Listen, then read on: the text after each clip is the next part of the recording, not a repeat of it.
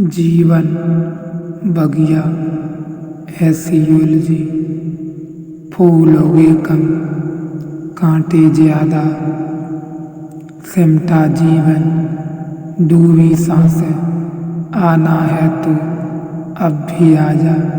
यदि आपने अभी तक तीसरे प्रवचन का अंतिम अध्याय नहीं देखा है तो कृपया करके अंतिम अध्याय देखें, तभी आप इस अध्याय को समझ सकेंगे।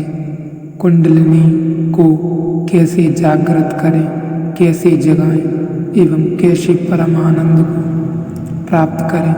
यह तीसरे प्रवचन का अंतिम अध्याय है। बहुत ही कामगार अध्याय है। बहुत विधियां हैं विद्या की, कुछ विधियों पर हम यहाँ प्रयोग कर रहे हैं। विद्या को जानने की, ज्ञान को जानने की बहुत विधियां हैं। आज रात की विधि पर थोड़ी बात आपको समझा दूं और कल के प्रयोगों के लिए थोड़ी बात आपको समझा दूं, फिर हम रात के ध्यान में उतरेंगे। रात की जो विधि है जिसे हम अभी करने जाने वाले हैं, उस विधि में 30 मिनट तक मेरी तरफ आपको एक टक बिना पलक झपकाए देखना है। जितनी आँख खोलकर आप मेरी तरफ देख सके, आँख के द्वारा आपको मुझसे संबोधित हो जाना है। आँख द्वार है तो आपको अपनी चेतना आँख में मेरे तक ले आनी है, मुझ तक फैला देनी है। इतनी अगर फैल सके तो फिर कितनी ही फैल सकती है, इसकी बहुत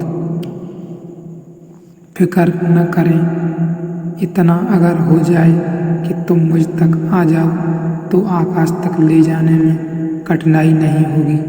तो 30 मिनट आँख को झपकाना ही नहीं है। आप कहेंगे बड़ा मुश्किल है, जरा भी मुश्किल नहीं है। आपको पता नहीं रहता, फिल्म में आप बैठे रहते हैं और आपको घंटों आँख नहीं झपकती, इसलिए आँख थक जाती है, आपको ख्याल ही नहीं रहता। और जब भी आप कोई चीज़ गौर से देख रहे होते हैं, आँख का झपकना बंद हो जाता है। कोई अड़चन नहीं है, अड़चन मन की बनाई हुई है, क्योंकि जैसे ही आपके मन को पता चलेगा कि है तो खतरा हुआ जा रहा है, यह तो मेरी अविद्या टूटने का मौका आ गया, वह तो सारा जाल गिर जाएगा। अगर यह छलांग एक लगी तो मिट, वैसे ही मन कहेगा आँख बिल्कुल थकी जा रही है, पागल हो गए हो, बंद करो, झपकाओ। वे सब मन की तरकीबें हैं, उनसे सावधान होना जरूरी है। कोई फिक्र नहीं, आंसू आएंगे तो ही है, थोड़ी आंखें साफ हो जाएंगी, थोड़े आंसू हल्के हो जाएंगे। कोई फिक्र न करें, आंखें नहीं झपकानी है। एक प्रयोग खड़े होकर होगा, यह प्रयोग भी खड़े होकर ही होगा। आंख नहीं झपकानी है, बिल्कुल मेरी तरफ एक तक देखते रहना है। दोनों हाथ आकाश की तरफ ऊपर रखने हैं, क्योंकि पूरी चेष्टा यह है कि जो चेतना मेरी तरफ आ रही है उसे किसी भी क्षण आकाश की तरफ गतिमान करना है। तो दोनों हाथ आकाश की तरफ उठे हुए रखने हैं, एक टक मेरी तरफ देखना है, नाचते रहना है, कूदते रहना है, और साथ में मैं हूँ कि जोर से आवाज़ करते रहना है। यह हूँ एक मंत्र की तरह प्रयोग किया जा रहा है। इस हूँ से आपके भीतर जैसे कुंडलिनी, उस पर चोट पड़ती है। जब आप हूँ जोर से कहते हैं तो आपको ख्याल में आएगा कि यह चोट ठीक आपके काम केंद्र पर पहुंच जाती है, ठीक मूल आधार पर पहुंच जाती है। तो 30 मिनट एक टक मेरी तरफ चेतना मेरी तरफ दौड़ती हुई हूँ की आवाज़ आपकी कुंडलिनी पर चोट करती हुई, हाथ आकाश की तरफ यात्रा को तत्पर और आप नाचते हुए, क्योंकि वह जो आपका नाचना है उस नाचने से चोट तीव्रता में पड़ेगी और भीतर से ऊर्जा उठनी शुरू होगी और आपकी रीढ़ के ऊपर की यात्रा पर निकलने लगेगी। इस बीच मैं चुप ही रहूँगा, लेकिन कभी कभी दोनों हाथों से इशारा करूँगा आपको ऊपर की तरफ जाने के। जब मैं यह हाथ का इशारा करूँ तो आपको अपनी पूरी शक्ति लगा देनी है।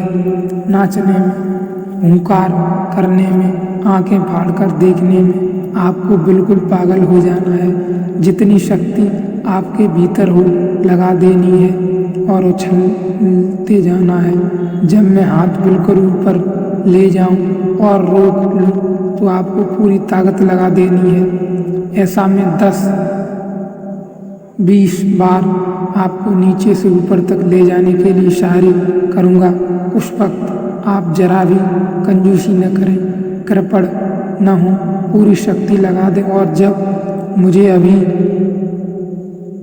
बैठे रहें और कैंपस या अपने कमरे में भी कर सकते हैं। पूरी बात समझ लें और जब मुझे ऐसा लगेगा कि आपकी रीढ़ में ऊर्जा दौड़ने लगी और आकाश आपका शरीर नाचता हुआ एक शक्ति का प्रभाव हो गया, तब जब मुझे लगेगा कि बहुत लोग नाचकर उस जगह आ गए जहाँ उनका मिलन परमात्मा की शक्ति से भी हो सकता है, तो मैं अपने हाथों को उल्टा दूंगा।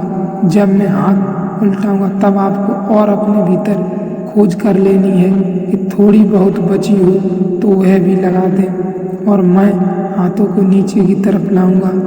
यह इशारा आपके लिए ही होगा कि अगर इस क्षण आप अपनी पूरी शक्ति लगाते हैं तो ऊपर से परमात्मा की शक्ति भी आपके भीतर उतर सकती है और जहाँ इन दोनों का मिलन है वही आनंद है और जहाँ इन दोनों का मिलन होता है वही विद्या फलित होती है, वही विद्या फलित हो जाती है। जहाँ व्यक्ति की चेतना का मिलन शरीर से हो जाता है वहीं अविद्या हो जाती है, अहंकार जन्म लेता है और जहाँ व्यक्ति की मिलन परमात्मा चैतन्य से हो जाता है वहीं विद्या फलित हो जाती है और व्यक्ति निरअहंकार अवस्था को उपलब्ध हो जाता है।